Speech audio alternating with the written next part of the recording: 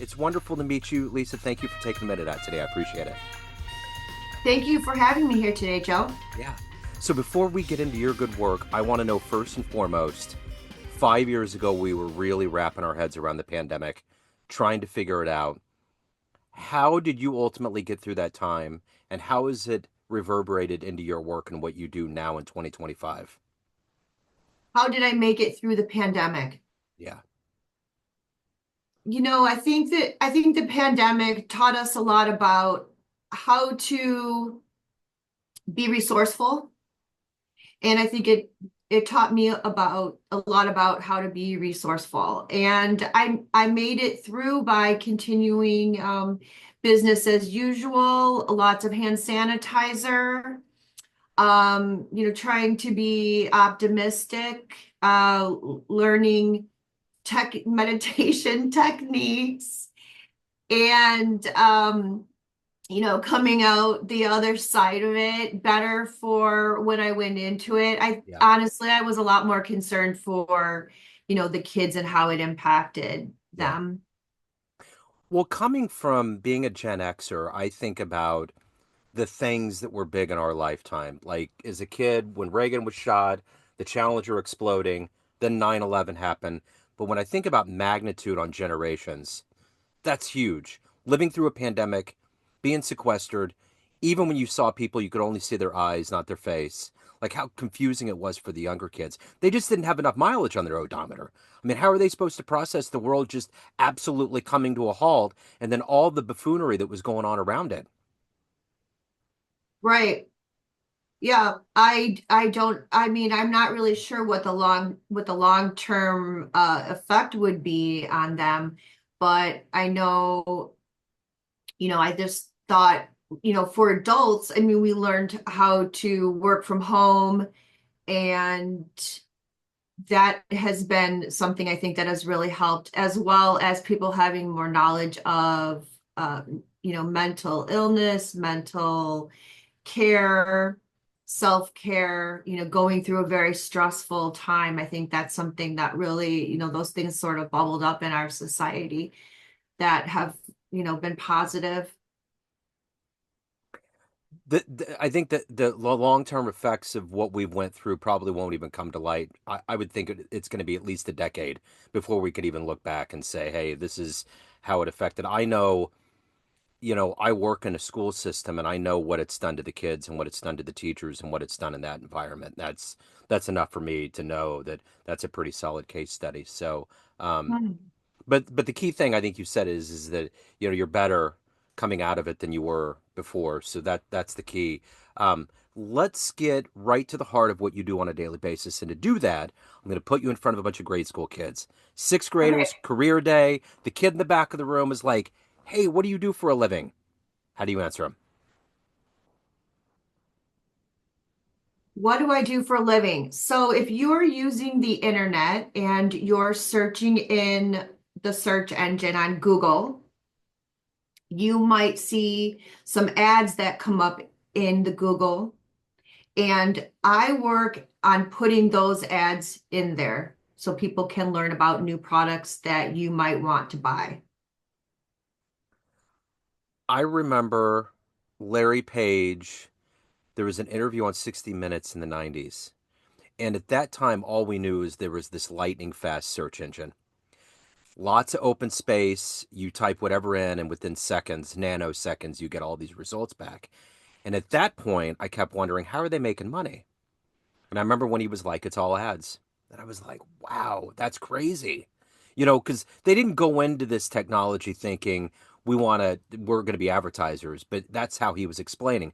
That's what they had to do to get to a point where they were sustainable so they could develop all these other products. Like Kansas City was the recipient of one of the very few cities in the world that got fiber, which we were the benefactors of, and those things. So they used all of that. Anyway, I just thought that was a real epiphany in the tech world because they were kind of the precursor to even Facebook and all these other social media behemoths that got into the advertising game.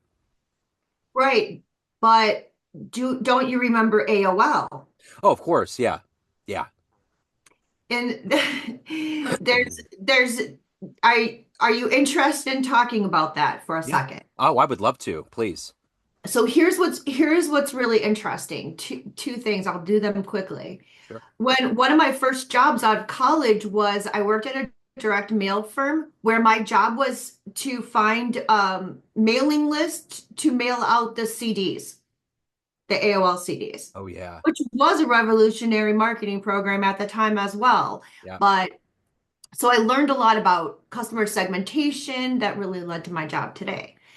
Um, Next interesting something you might think is interesting is I'm in a mentoring program where I mentor 20 somethings, and one of the men that I work with didn't know what dial-up is.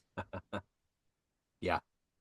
We are at that point. It's interesting because even like a rotary dial phone or even a tape deck, and I know tapes are becoming hip again, but there's a lot of those things. Like even for me, I get CDs in the mail all the time as a jazz radio host. And I did a career day last week. And I was like, hey, if you guys want a CD, I get them all the time. Do you want one? And they're like, sure. I mean, if you're going to give kids something and it's bright and shiny and it looks kind of like something they're not quite sure. But most of the kids didn't have a CD player, or they would say, I'm going to give it to my parents. They'll have it.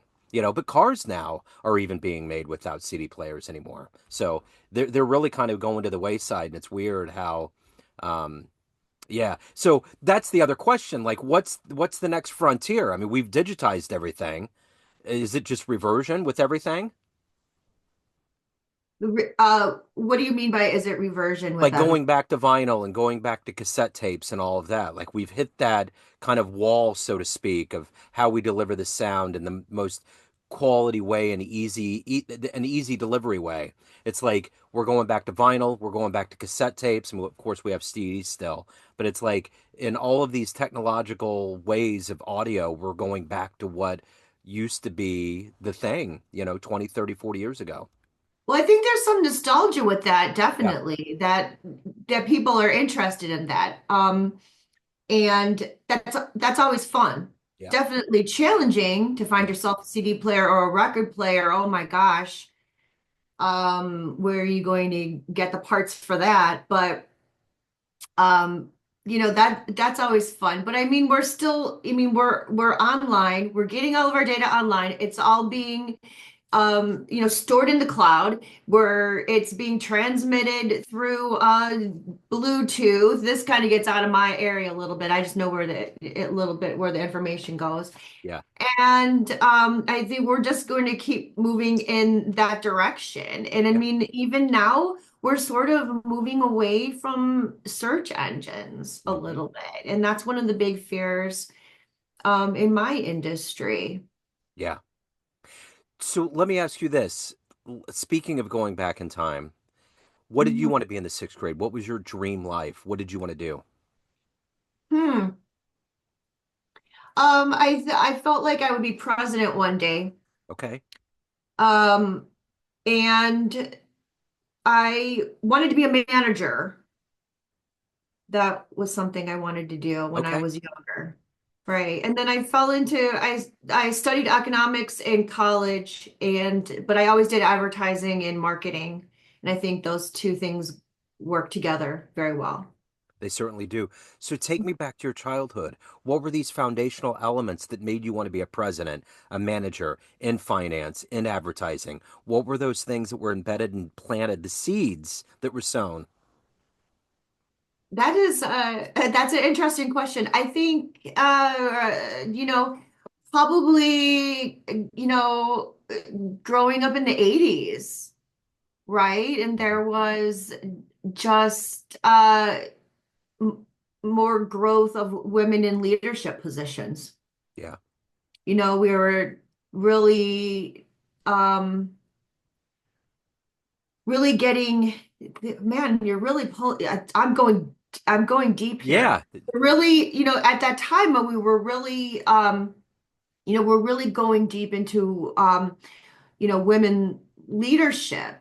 And I think there were some of the biggest changes that were made during that decade and moving forward. And so like being around that age group, I did, have something to compare it to. the previous generations that didn't see, women leaders as much. So, I liked organizing things. I liked sort of managing things and I guess being in charge of things. Yeah. No, So, well, and I'm thinking when you're talking about TV shows in the 80s, like kind of the echoes of Gloria Steinem and the protests that were happening that kind of coincided with Vietnam and all of that. By the 80s, you had all these examples of like, who's the boss? You had the male nanny at home and the female high-powered woman, right? And then, the one with Michael J. Fox, the mom she was a professional. She was right. always in the always in the suits and going out. So Yes. there was all of The these. big shoulder Yeah, pads, of they course. looted authority. Yes. So all of these women were hitting it. And then Geraldine Ferraro ran for president in I 84, remember. you know? Mhm. So there was all of those things that were kind of becoming trendsetters. So that's the thing that I'm confused about. How the hell did we get to a point where there's a war on women now? Like, why can't a woman become the president? Why is it that all of these reproductive rights that aren't related to abortion being stripped away? Like, is it just because white men are in charge of things? Like, what the hell happened? There was so many things that were heading in the right direction. Mhm. I don't understand. It doesn't make any sense. Does it make sense to you? It doesn't make sense to me. I mean, I would say you've got some hard questions for me. I think in today's political climate, that's the agenda that's being pushed. Yeah, I agree. I agree.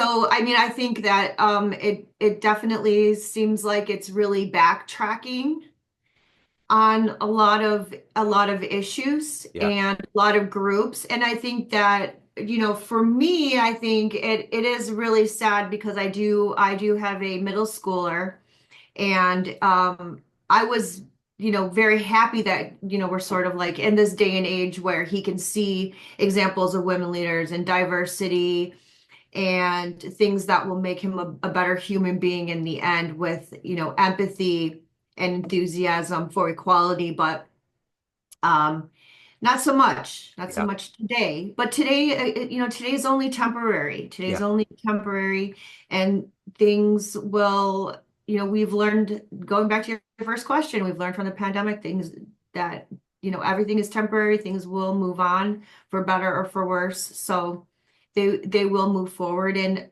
from the political news and the people that I follow, it seems like, there are a lot of people that are, fighting the fight and standing up for different groups' rights. And I guess that's just the way of democracy. It's growing pains of a democracy. There's got to be ebb and flow. So we just have to learn from it. And we still, as Americans, are on the landscape of governments. We're still relatively young and figuring it out, so to speak. Um, so let me ask you, in your career, in the work that you've chosen to do, who has been kind of that inspiration, that heroic force for you? The inspiration in my career, Yeah. I don't think I have one inspiration. I usually gravitate towards entrepreneurs, um, leaders who have taken risks and in an ethical way Yeah. and succeeded. Um, I have to throw that in there because we've got so many Netflix and Hulu specials on Theranos and WeWork and example stuff Fire Festival too. I was watching a little YouTube on that last night. And, I would say those are not good examples, but Yeah. people, those have moved forward in ethical ways and taken risks because I think you have to remind yourself, every day, like just go for it, Yeah. give it a shot. So speaking of those people that have gone for it and given it a shot, if you can meet a business mind, an entrepreneur that exists on the planet right now that you find noteworthy, inspirational, that maybe you could, hang out with for a bit, ask some questions that might help you on your career path, who would that one person be? Um, I think it would be the the CEO of Blue Sky. Okay. I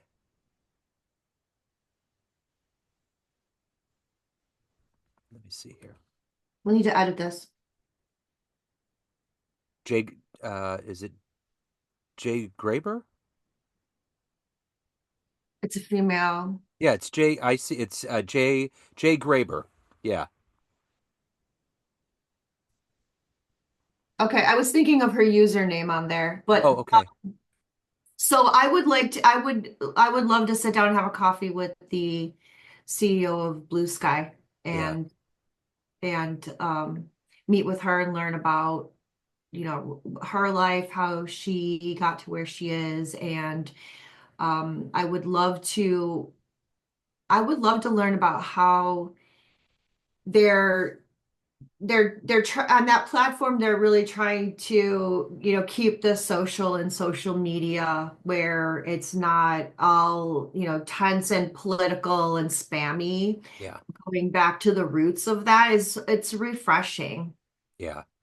It really did go off the rails because I remember when Facebook in the beginning, it used to just be this place where you would share family stuff or share things that, and then now it's become a news source. And I think that's the confusing thing, probably for kids. Like my son, he pulled up something the other day that was an interview with, I believe, Steph Curry, and it was AI. And I stopped him and I said, "That's AI." What a weird world to think that you have to like figure out whether or not some of these things that seem legit are happening or not. And I think that's one of the things with AI. It's just weird how things can get spun, you know? Oh, definitely. It's hard to tell sometimes. Yeah. And I think Twitter has totally gone off the rails. Um not social at all. I think the people that currently use it don't even want to use it. They just have an audience there they think might see their post. That's how I feel. Yeah. I I don't agree. want to use it at all. Yeah.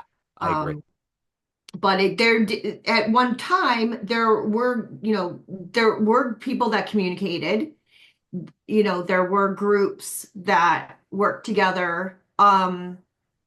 You know, up into the like sort of streaming, the audio streaming. I think after that, well, I think we know what happened after that, where it started to go downhill. But Yeah. yeah, it's pretty toxic and it's just not a good place to be mentally or physically online. Yeah. I agree. I totally agree. So let me ask you this. How do you balance all of this out between your work life? You got to take care of your own soul and who you are. How do you balance all that out and make it and do it at the best of your ability every day? So, uh, so mentally, how I do it is understand that I have to have time for the things that make me a whole person. And this is something that I realized as I became older and more mature, versus when I was younger and it was just, you know, work, work, work. So there's time for work, there's time for self-care, there's time for personal pursuits, and that you really need to have a balance to be a whole person. Um, uh, Technically, I've been working with some time blocking techniques that really serve as a, you know, reminder to how to divide up my time technically. So let's say you walk into a room full of all of the clients and colleagues you've had throughout all of these years as a professional, and you swim through that sea of people and you go up to a podium and you have to tell that room one fun thing about you, a fun fact, a fun story, something fun that would humanize you, show you in a little bit of a different light. What would you tell that audience of eager ears? Of the eager ears, a fun thing about me. Um, I like to play pinball. Okay? Yes. We have a place here in town where you can go and have a burger and a beer and play pinball. And I enjoy doing that. I enjoy bringing my son, and that is something that I think that's really fun. That I love it. That's great. I like old school games. I also have an Atari collection. Oh, very cool. Yeah. I always Yeah. stop when I see that in the store, just like when I see the old like interfaces, because I was a video game kid. I totally get it. Let me ask you this. If you had a dream tonight and you ran into the 18-year-old version of you, you could give that young version of you a piece of advice based on this life you've lived, the wisdom you've gained. What advice would you give your younger self? Oh, definitely. Something like don't sweat the small stuff. Don't worry about all of those things that you are worrying about. Just stay focused on what is the most important, what's a priority. That's what I would definitely say. Yeah, that's definitely a wisdom thing. So, of Mhm. everything that you've done and accomplished and evolved into at this point, what are you the proudest of? I think, I'm the proudest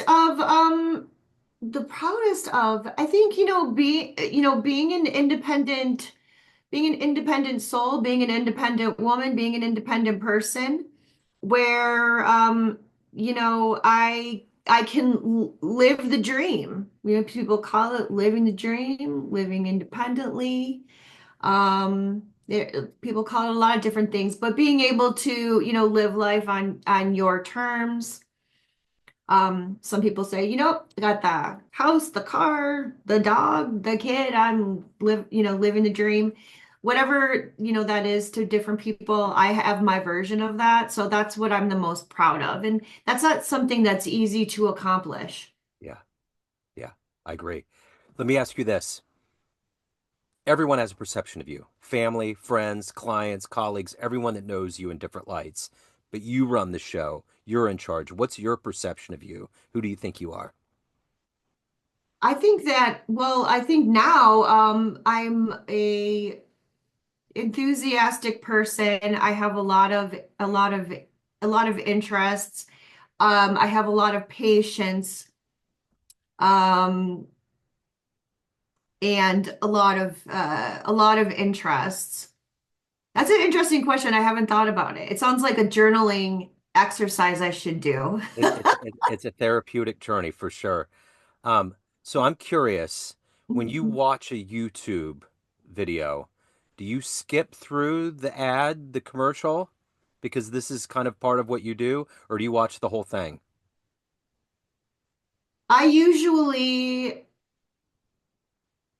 I usually will skip through if Okay. it is a longer one, Yeah. unless I'm interested. If I'm legitimately interested in the ad, I will watch Yeah. it Okay. for sure. But the thing about working in this industry is that there are no mysteries around the ads for me. Yeah. I I know how they're targeting me, and I can predict what they're going to say. And when I can't, that's probably when I'm the most interested. Like, where's this going? Yeah. Let me see. Let Yeah. me watch this all the way through. Uh-huh. Or if I think it's poorly executed, I might want to see what disaster is about to happen. True. So it's all like a study for me. Yeah. Absolutely. What's the best thing about living in Minnesota? Oh, the best thing about living in Minnesota is the worst and best thing is the weather Yeah. because it is genuinely very beautiful when the weather is nice. It's so lush and it's so green. Um, there's always something to do. There's a great cost of living. I think our governor has really, that was unexpected. Yeah. For sure. What went on, and he's still talking. I really enjoy hearing him talk. He's It's great. yeah, it's very enthusiastic, very down to earth. Yeah. But it is just like any other place on the planet. You have the same kind of people just plop down here. Yeah. Yeah. So if anyone wants to hire you, they want to learn more, they got questions, they want to reach out, any of the good business, where do they go? I would love if they connected with me on LinkedIn. Okay. And I just started a newsletter on Substack. So if you have any Substackers, that would be great if they could find me there. My newsletter is the Paid Media Mix. Okay. I have one on, I have the same one, it's the same name on LinkedIn, but I thought I would give it a shot on Substack because Yeah. it's a really interesting crowd there. It is. Yeah, it's very impressive for sure. Lisa, this has been wonderful. Thank you for your story. Thank you for your time. And Thank but you. yeah, best of luck with everything. I appreciate it. Hello, friends. Joe Dimino here. I just wanted to let you know that after 30 years or so, I have finally released my first book of poetry through the mighty Spartan Press here in Kansas City, Missouri. As the creator and host of both Neon Jazz Radio and the Famous Interviews with Joe Dimino podcast, along with being a visual artist, I'm ready to embark on a new adventure and want you to be a part of it. You can get a copy online via Barnes & Noble, Amazon, and actually on the streets in Kansas City at the great Prospero's bookstore off 39th Street. You can also visit joedimino.com for links to the book, to more poetry, and everything in my world, including paintings. Thanks for all of the love and support over the years, and please dig the words.